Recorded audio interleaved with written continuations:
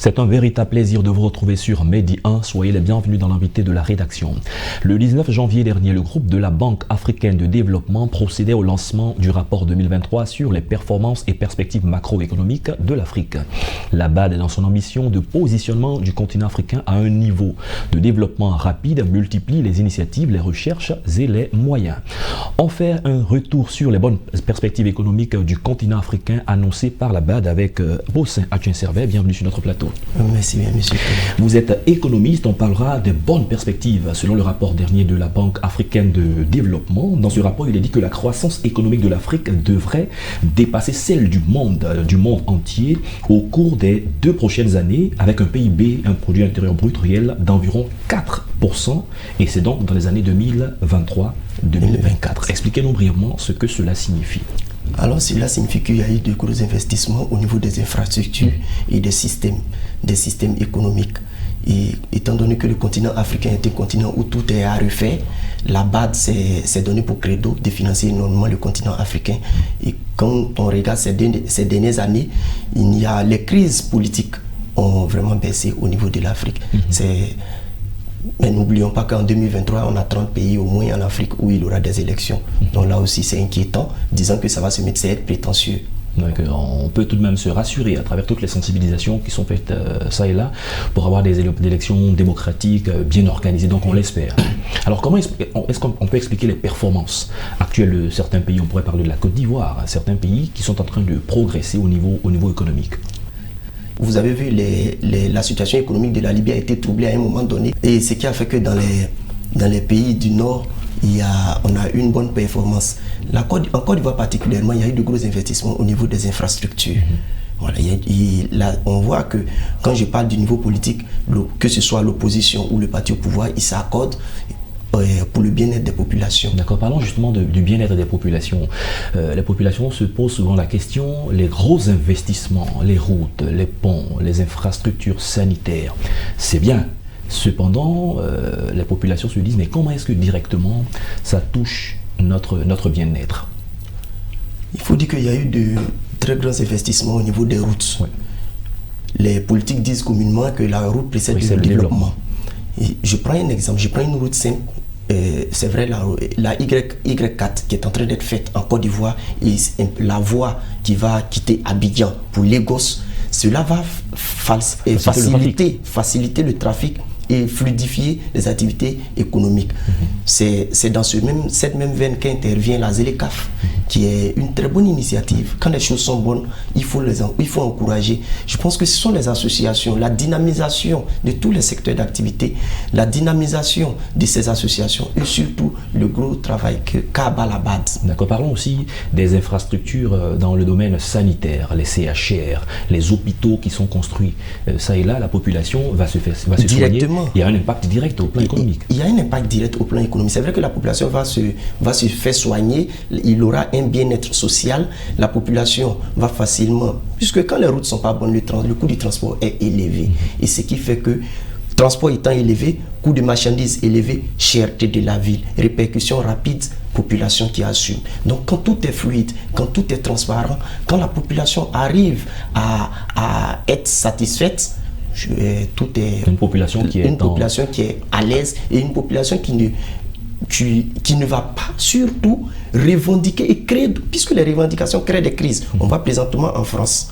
Donc quand la population revendique, la population ne va pas au travail, la situation économique est stoppée. Une population qui est en bonne santé ne peut qu'être performante dans son travail. Justement. Il y a aussi des infrastructures qui ont été créées telles que des universités, des centres de formation. Quelle est la répercussion au plan économique? Vous savez, en Afrique, le groupe de la BAD, c'est vrai, la BAD n'appartient pas seulement aux pays africains, mais le groupe de la BAD a décidé d'investir énormément dans l'éducation. Nous avons des écoles en Côte d'Ivoire, par exemple, et au Burkina qu'on appelle des écoles BAD. Donc c'est l'éducation qui facilite la socialisation et qui réduit le taux de crise. C'est la voie la plus sûre de réussir. Donc c'est pour ça que les Africains ont fait de l'éducation, des universités, de l'enseignement.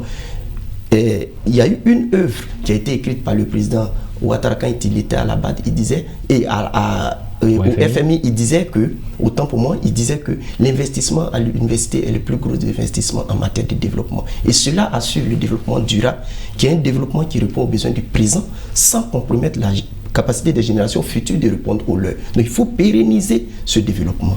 Vous parlez justement de pérenniser ce développement. Il y a des chocs économiques qui fragilisent l'économie des différents pays d'Afrique. Parlons un peu de ces différents chocs-là. Comment les éviter pour que l'économie soit stable? Il y a des chocs qu'on ne peut pas éviter, par exemple. L'Afrique ne peut pas éviter. Il y a des chocs exogènes et les chocs endogènes. Ouais. Il y a des chocs, par exemple. L'Afrique et les gouvernants africains doivent investir dans les secteurs clés. Maîtriser la pluviométrie, maîtriser le taux de chômage. Ça demande une technologie à ce niveau. Une bonne technologie. D'où la formation. Il faut investir énormément dans la digitalisation. Très bien. Alors parlons aussi d'une assertion d'un représentant du secrétaire général de l'ONU qui a dit « L'Afrique est l'endroit où il faut investir ». Alors, qu'est-ce qu'il voudrait dire en ce moment et quelles sont les potentialités qui justifient une telle assertion? Il veut simplement dire que en Afrique, tout est à refaire. L'Afrique est un continent neuf. C'est vrai, c'est le berceau de l'humanité, mais c'est un continent neuf. Tout est à refaire en Afrique, que ce soit les routes, que ce soit l'école, que ce soit les champs. Il faut moderniser l'agriculture. Ce qu'on appelle champ, c'est où il y a une plantation, ce qu'on appelle champ en réalité, il y a une plantation et il y a une usine de transformation. Il faut transformer tout ce que nous produisons, transformation locale, digitaliser tous les secteurs d'activité. On n'est pas obligé aujourd'hui, il faut passer à l'industrialisation. Il faut éduquer la population pour que cette population ne puisse plus donner que la force du travail, mais l'intelligence du travail. Il faut pratiquer la culture intensive et non extensive. D'accord, les opportunités d'investissement sont grandes pour tous les investisseurs. Mais comment encourager les investisseurs qui sont eux-mêmes du continent africain au plan local à pouvoir mettre à la disposition du continent leur savoir, leurs compétences, leurs moyens?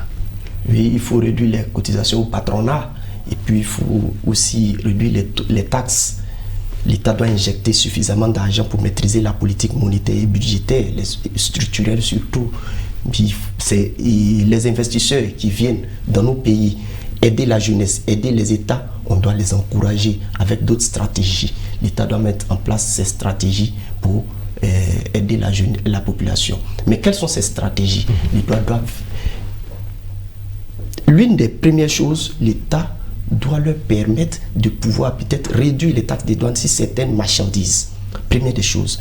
La seconde des choses, l'État doit dire à ses investisseurs de maîtriser le taux de licenciement. Parce que le taux de licenciement va permettre à ces entreprises, puisque quand on licencie, on appauvrit la population.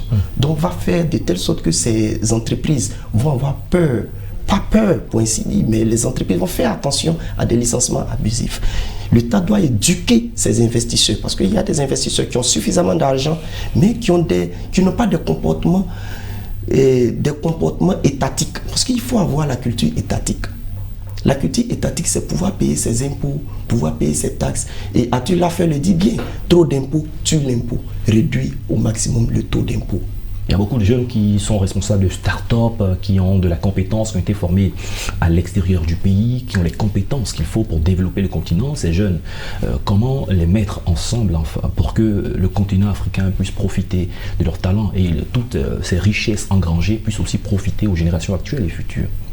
Il faudrait que nos dirigeants encouragent ces jeunes à revenir. Revenir au pays, vous savez que c'est une question d'argent, une question de salaire. L'État doit énormément encourager ces jeunes en les orientant dans les secteurs où ils sont compétents. Il ne faudrait pas les décourager. En créant trop de conditions difficiles. Voilà, les conditions de retour. Parce qu'il y a des jeunes, par exemple, quand ils vont en Europe, ils font 1 an, 2 ans. Ils ont suffisamment d'argent, ils veulent les rapatrier au pays, c'est difficile. Donc il faut les emmener à pouvoir avoir accès à ces fonds. Il faut revoir le système de fonctionnement des banques. Parce que le taux qu'ils payent, les impôts que les banques payent, découragent le rapatriement souvent des fonds. Bon, c'est Etienne Servet, nous allons nous arrêter ici pour aujourd'hui. Vous êtes économiste, avec vous on a parlé des bonnes perspectives au plan économique pour le continent africain, avec un PIB qui est de plus en plus en pleine croissance. Merci d'être passé sur notre plateau. C'est moi qui vous remercie, je pense que c'est une très bonne initiative. C'est la fin de cette émission. Merci à tous de l'avoir suivi. Bonne suite de nos programmes sur Média.